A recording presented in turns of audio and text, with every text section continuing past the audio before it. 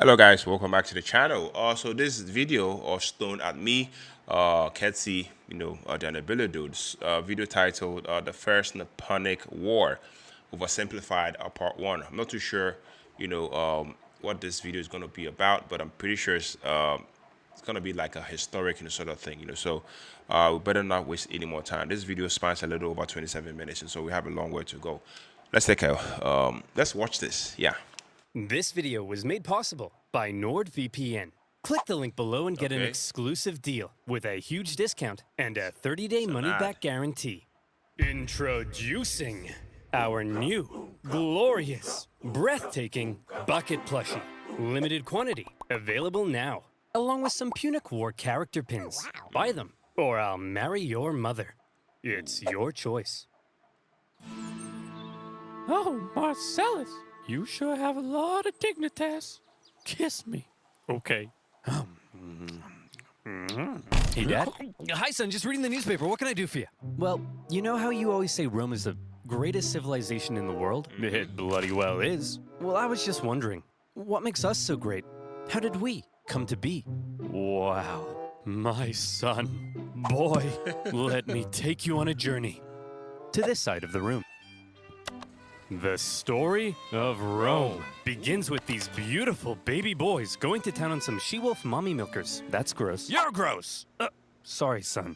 You're not gross. I love you.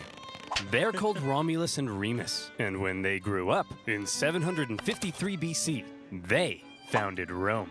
But there was just one problem. They couldn't agree on which of them should be the king. But they worked it out peacefully, right? Oh, heavens no. Romulus caved Remus's skull in with a shovel. Here's a picture. Our first king committed fratricide? I know. Look at his face. When's the part where we become the greatest civilization, Dad? Well, you see, at first Rome was full of men. I'm talking like a real sausage party. You know what I mean? Yes, sir. So we invited some neighboring cities over for a big feast. And then we literally kidnapped all of their women. Here's a picture. Look at that one. She's like, this is messed up. you're messed up. Ugh, sorry. I'll be a better father. I promise. So then, finally, after centuries of monarchy, those tyrannical kings started getting a little too big for their britches. So we overthrew the kings and established Rome as a republic. Is that when all the killing stopped? Oh, heavens no. That's when the killing surged, baby. We went wild and conquered the Latin League, the Samnites, the Etruscans. Woo! What a rush. Dad, Rome seems pretty barbaric. You're barbaric. Oh, I forgot to tell you about the time a prophet told Saturn his son would one day overthrow him. So Saturn literally ate his own son seconds after he was born. I don't want to see a picture. Here's a picture. Dad, look at that. That's messed up, man. Are we really this uncivilized? Hey! If we were so uncivilized, would we use communal toilets where we all fart and poo together in one big stinky, steamy, dirty toilet room? Yeah, Dad. We would! Clean your butt with a sponge, Timulus! But all these guys just used it. What's wrong with your son, bro? I don't want to be Roman. This is so weird. You're weird! Sorry, you're not weird. I'm sure you're probably fine. The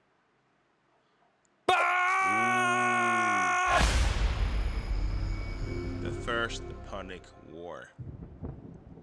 The Roman Republic. A nation that, since its foundation, had been stabbing necks all the way down the Italian peninsula.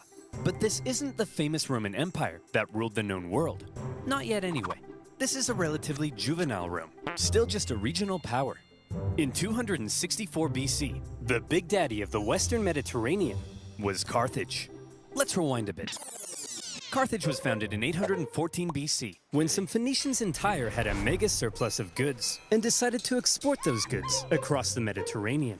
They became the dominant trading power in the region, and to support their growing trade network, the Phoenicians established a number of colonies, one of which was Carthage. Therefore, Carthage began its life as a Phoenician trade colony, and the Carthaginians were actually Phoenicians. Or, if you're a Latin-speaking Roman, they were Punic. Hence the name of the video.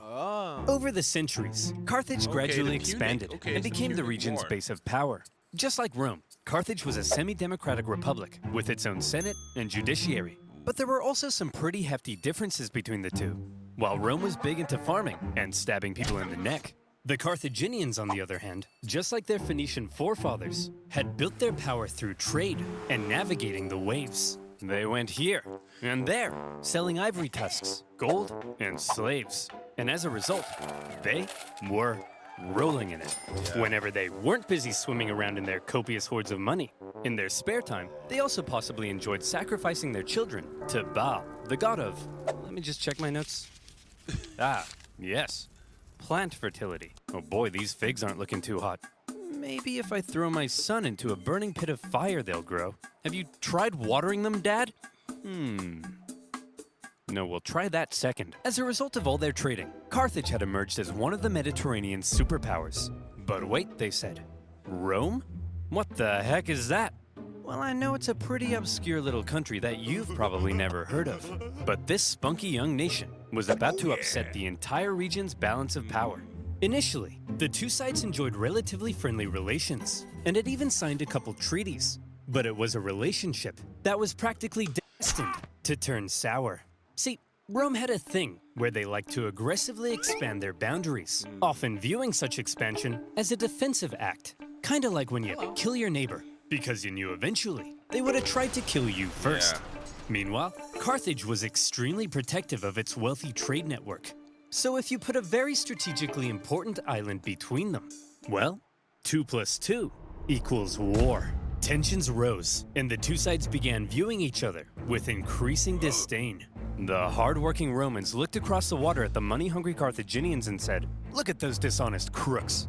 Bet they've never done an honest day's work in their lives." And the Carthaginians looked back and said, "Look at those simple-minded brutes. Bet they've never sacrificed a baby in their lives." Yeah! While war between the two superpowers seemed inevitable, the event that finally triggered it was a little unexpected. The whole thing began with a few simple mad lads on a wild night out. These mad lads are called the Mamertines. They were Italian mercenaries employed by the tyrant of Syracuse here. But when he died, his successor said, "Sorry fellas, we don't need any big burly men with sharp sticks anymore. You can all go home." The Mamertines, as it turned out, didn't want to go home. So instead, they went to the nearby town of Mensah and said, "Hey man, we are but poor little buff boys without a home. May we come in?" Aw, poor fellas. Sure thing. Just so long as you promise not to massacre all of us. We promise. The Mamertines then massacred all of them. Well, not all of them, just the men. And they stole their homes and families. Ha! This is my house now. This is my best dad ever mug now. And you guys are my new family. Son, wanna go play catch with your old papa? You're not my real dad! Ugh, teenagers. Am I right, dear? You're not my real husband. Ugh, I'm so trapped in this marriage. Then get out! No, Mensah was now controlled by the Mamertines, and they began raiding up and down the Syracuse coastline. When the new ruler of Syracuse saw this, he wasn't happy. The Syracusans began fighting back, and in response, the Mamertines said, "Oh crap, they're fighting back? What do we do? Quick, we'll convince the Carthaginians to come and save us." Oh no!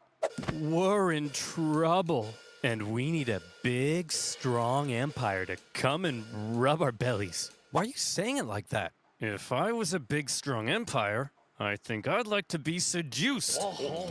See? It's working! The Carthaginians had long dreamed of controlling all of Sicily. They had been fighting Syracuse and their Greek influence on the island for centuries. And now, here was a great opportunity to get one over on them.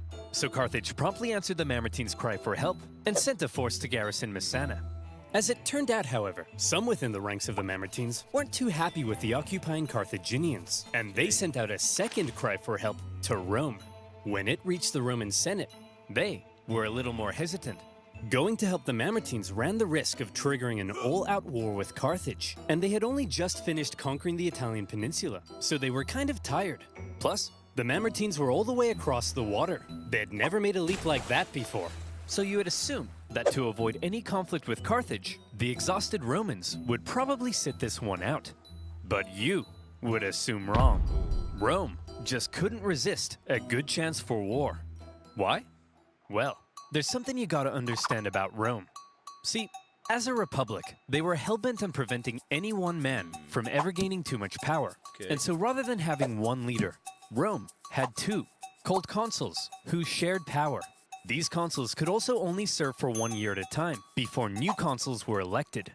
These measures to limit the powers of the consuls were noble, but had an interesting side effect. The consuls knew they had just 1 year to try and gain as much glory and prestige as possible, something that was very important in Roman society. And the best way of gaining glory and prestige?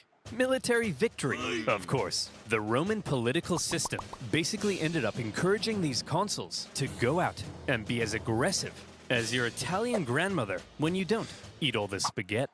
And so the glory-seeking consuls convinced the people to vote in favor of going to Messana. And in they went. Upon the arrival of the Romans, the Carthaginians in the city, amongst the confusion, were forced to leave. Now, in contrast to Roman aggression, the Carthaginian military had a slightly different philosophy. All right, kids, listen up. If you want to grow up to be Carthaginian military leaders, there's a few things you have to understand. Okay, if what's you that? fail to succeed on the battlefield, that's a crucifixion. Showing cowardice, that's a crucifixion. Hello, sir. What are you doing here? Aren't you meant to be in Messana? Yeah, but the Romans showed up. So you just left? Sure did. Oh, you better believe that's a crucifixion. The Roman consuls were awarded for victory, and therefore tended to be aggressive go-getters. By contrast, the Carthaginian generals were brutally punished for failure, and so they tended to be more cautious and restrained. This dynamic is helpful for understanding some of the crazy things that happened during the Punic Wars. So, the Romans have crossed over to Messana, and now there was some red on the island. Hit that panic button. This turn of events was unacceptable to both Carthage and Syracuse, so the traditional enemies teamed up to kick the Romans off their island. They surrounded the city and said, "Hey, you jerks! This isn't your island! Come out of there at once!" Okay, we're coming. See, Phil, you just gotta speak with authority. That's what being an alpha male's all about. Yeah. Hey, man. Oh, you brought your weapons and armor? No, I didn't mean... Oh, crap. Out the Roman legions came to engage the Carthaginians in battle, and they sent them packing. Okay. With the Battle of Messana, whether intended or not, by going to help the Mamertines, the two sides had just slipped into an all-out war. With the initial Roman victory, towns across Sicily, including Syracuse, began switching allegiance, because being a winner is more fun. But the Carthaginians weren't about to just give up that easily. In 262 BC, they began building up their forces at Agrigentum. So the Romans, being aggressive go-getters, aggressively go-got them. The Romans immediately laid siege, hoping to starve out the Carthaginian garrison. However, because this was the first time Rome had been fighting outside the Italian peninsula, across the water, they struggled to supply their forces, and before long, the Romans were as starving as the Carthaginians they were besieging. They had to forage for food, leaving them open to ambush. And when Carthaginian reinforcements arrived, creating a double siege, things got really bad. Everybody starved each other for months until nobody could take it anymore, and they all finally came out for battle, which Rome won. Here's the report from the recent siege at Agrigentum, sir.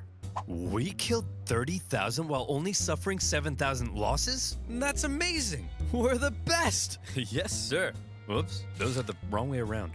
What? We lost 30,000? We're the worst! But we won, right? Yes, sir. But we How? also got our asses kicked. Yes, sir.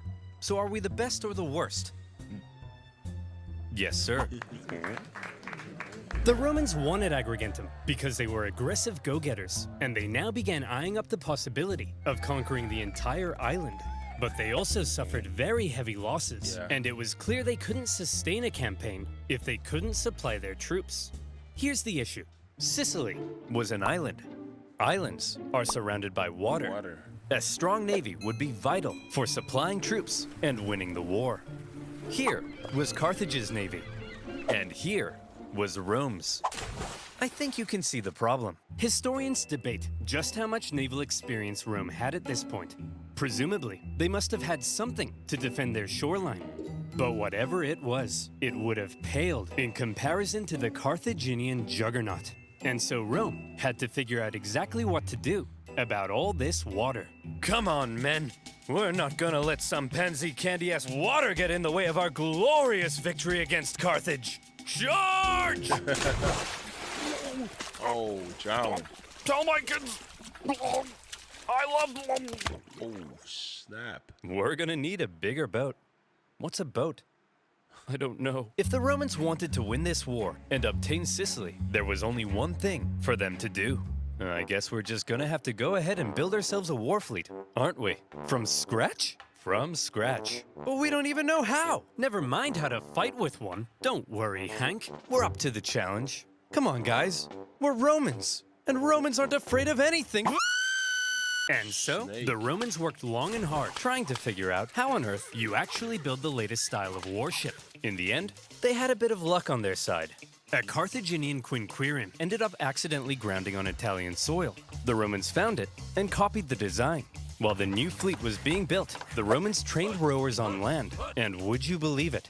The Romans put together a full fighting fleet of 120 warships in just 2 months. A staggering feat.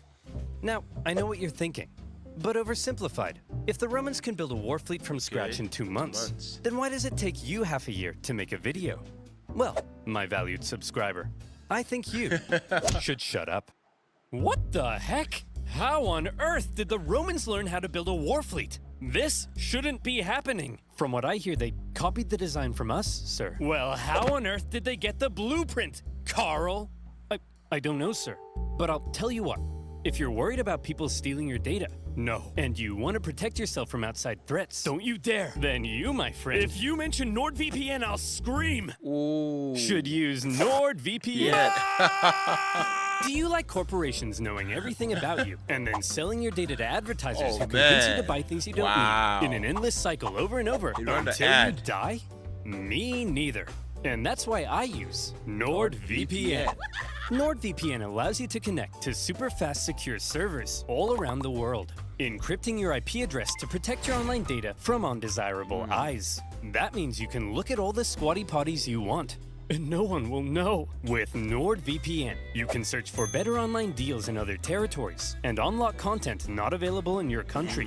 NordVPN now comes with a threat protection function and much more. And if you don't like it, it comes with a 30-day money-back guarantee. Go to nordvpn.com/oversimplified to get an exclusive deal with a huge discount. That's nordvpn.com/oversimplified. And as always, you'll be supporting my channel. So thank you. Now, where were we? Oh yeah, the siege at Agrigentum, supply issues, and building a war fleet. So now the Romans have a navy, and it's time to put it to the test. But how does one wage ancient naval warfare? Easy. All of the ships had giant bronze rams on the front, so all you had to do was outmaneuver the enemy and give him the jimmies. Easy as pie. And so the aggressive Romans set out for some good old-fashioned jimmy giving. The consul, Gnaeus Cornelius Scipio, set out for the town of Lipara, believing the garrison there wanted to join the Romans. As he entered the harbor, however, he found himself trapped by a Carthaginian fleet, and in the following skirmish, he was completely outmatched. The Romans may have had a brand new fleet, but when it came to engaging in actual combat, their inexperience showed. There was just something better about the Carthaginian ships. The Carthaginian rowers had nicer abs.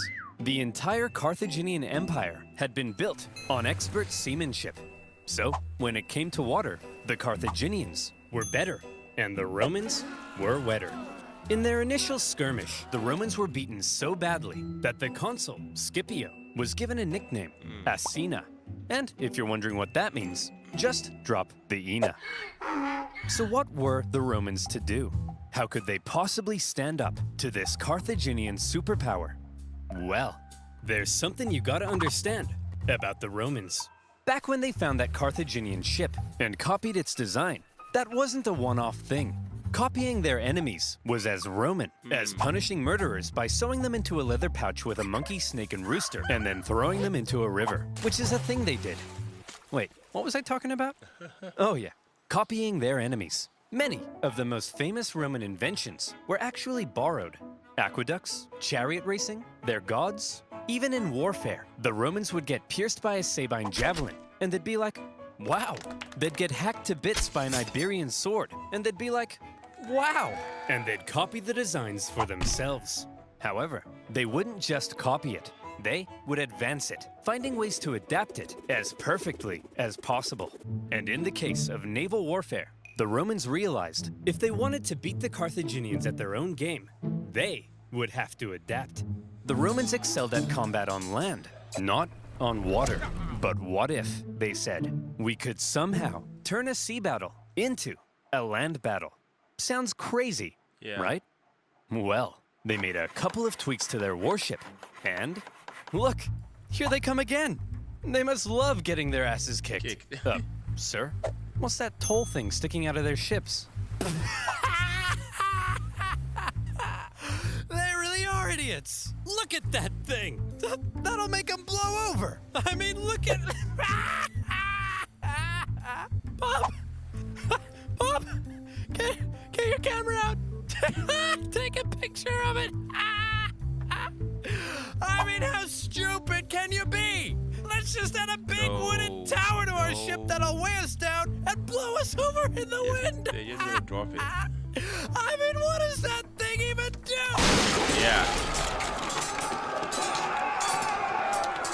The Romans had built a big swinging spiked gangway called the corvus. So when the Carthaginian ships approached to ram them, the Romans would just slam them. The Carthaginians tried going around. No problem. The corvus could swivel. Try going behind. The Romans would huddle to the coastline. It was foolproof. Those big, sexy Carthaginian rowing muscles could flex all they want, but they were no match for the Roman mind. So ladies, you see, what really matters is what's on the inside. Please go out with me. And with that, the Romans, who had only just recently began dabbling in the art of naval combat, thanks to their ingenious corvus, had just managed to outclass the Mediterranean seafaring superpower. The Carthaginians were stunned, and the general in charge of the defeated Carthaginian fleet, well, you better believe that's a crucifixion. With their newfound control of the seas, the Romans could now more easily blockade coastal cities and supply their legions on land. Surely, the Romans were now free to unleash their aggression all over the island. Haha! Hey Carthaginians, what are you gonna do now that we're free to rampage across the island? We're gonna go inside these walls and close this gate. Oh, come on guys, stop messing around. Come out so we can kill you. No. Oh, come on. No. Oh, no. To counter the new Roman supremacy, the Carthaginians decided to engage in a defensive war of attrition, forcing the Romans to engage in siege. After lengthy siege, the war in Sicily became a long, hard, back-and-forth slug. One by one, cities slowly fell as the Romans gained ground. Occasionally, the Carthaginians countered and even pushed them back, only for the Romans to rebound again. And whenever a city did finally fall, the Romans could delight in slaughtering the entire population and selling any survivors into slavery, which was pretty standard procedure at the time. In general, the campaign on land was progressing much slower than the Romans had hoped, and quite frankly, they were getting sick of it. So in 256 BC, they decided that something had to change. Hey everyone, my name's Marcus Attilius Regulus, and I'll be one of your consuls for this year. Look, as I'm sure you all know, Sicily's being a bit of a drag. Sure, I could go and spend my entire year as consul besieging one single city, but they'll never make a naked statue of me for that. So here's the new plan. I'm gonna skip Sicily entirely, take my army, and go right for the heart of Carthage itself. I'll slaughter the men, enslave all the women and children, and when I return, you'll all build 1,000 naked statues of me. Marcus, that women and children stuff, that seems pretty evil and barbaric. No, Jim, it's perfectly normal in the ancient world. Sometimes we even chop their pets in half. Okay, guys, looks like the Romans are coming straight for us this time. And what will they do when they get here? They'll kill us all. They'll massacre each and every last one of us. They may even chop our pets in half. That's barbaric! No, Rob, it's actually pretty normal for the time. We'd do the same to them. Who'll protect us? Yeah. Funny you should ask, Mary. That's kind of why I called this meeting. Who will protect us? Protect our families, our homes, our children. You guys? Ha! Don't make me laugh. Why, you're just a bunch of stupid and weak farmers. Simple-minded buffoons. Cowards. Fools. Rob here thinks enslaving women and children is barbaric. You're a snowflake, Rob. Yes, you are. The fact is, if the Romans manage to land on African soil, we're all gonna die. A terrifying, hideous, unspeakably painful death. Is that the end of that speech?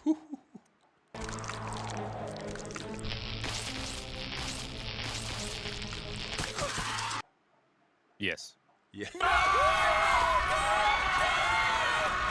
The Carthaginians had to stop the Romans from ever landing in Africa because they believed that would be the end.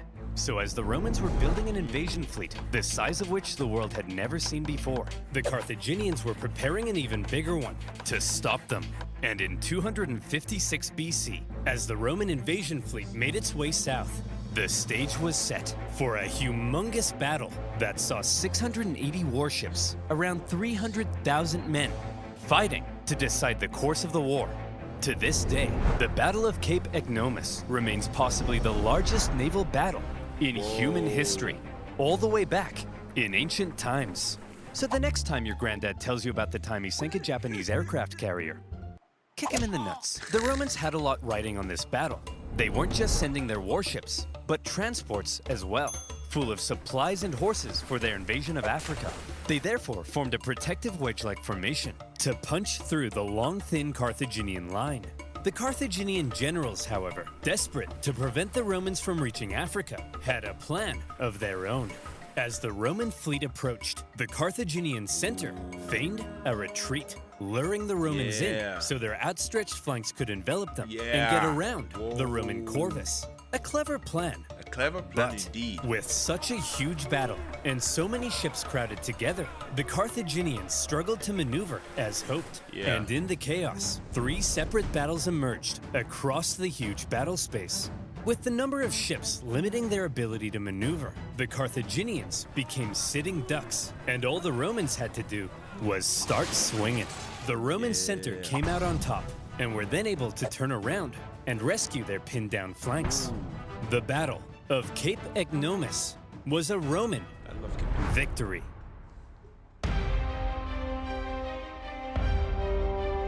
Wow. All right, guys. So that was the First Punic War, Oversimplified, Part 1. Yeah. Wow. This guy Oversimplified. I mean, he has done it. He has definitely done it. To me, this video, on the First Punic War. By the way, shout out to Danabilidu and shout out to Oversimplified. The First Punic War, to me, was not, only hilarious, but surprisingly educational. I love how the channel managed, to take something, as massive and then complex, as ancient Rome fighting, the Carthaginians, right? And then turn it into a fun, bite-sized, history lesson. Right off the bat, the humor, really, really hit me, I have to say. I mean, the silly animations, the exaggerated voices, and those, perfectly timed jokes, definitely made me laugh, made me excited, made me laugh out loud. Okay, not entirely loud, but yeah, made me happy. But what I really appreciate most is how, it never loses sight of the actual history. You walk away actually understanding how Rome, went from being this, a land-focused power, to suddenly, building a navy, from scratch, to challenge, the Carthaginians, right? That's wild if you ask me. The way Oversimplified in this channel, explains the strategies, like the Romans, inventing the corvus, you know, the corvus and the boarding device, guys, really, really put you in the shoes, of the people, at the time. You can see how creative, they had to get, just to compete. And honestly, the pacing, of the video, kept me locked in. No dry history lecture here, just pure entertainment, mixed with, a solid knowledge. Yeah. After watching this video, I have to say what I also noticed, is how accessible this is. I mean, whether you are a history buff, or just casually curious, just like me, it's never feels overwhelming. It's one of those videos, where you are laughing 1 second, and then I mean the next you are like, oh, now I actually get how the Punic War shaped the future of the Mediterranean. Yeah. Overall, part one, was an absolute blast. I have to say, Oversimplified, really, really nails the balance, of comedy and history, every time, with this one. I mean, this is my first video, but I loved it, and I feel like this one, was no exception. Yeah. Now I am hyped to actually jump into the part two, because if this is just the beginning, I know the rivalry between the Rome and then the Carthaginians, is about to get even more intense. So, guys, let me know what you think about the part one. Let me know. Maybe give me like a couple of likes, and then we will definitely check out that part two. I'll upload it as soon as possible. But I really, really enjoyed this one. So let me know your thoughts down in the comment section. On to the next reaction. Take care. Stay safe. Peace out.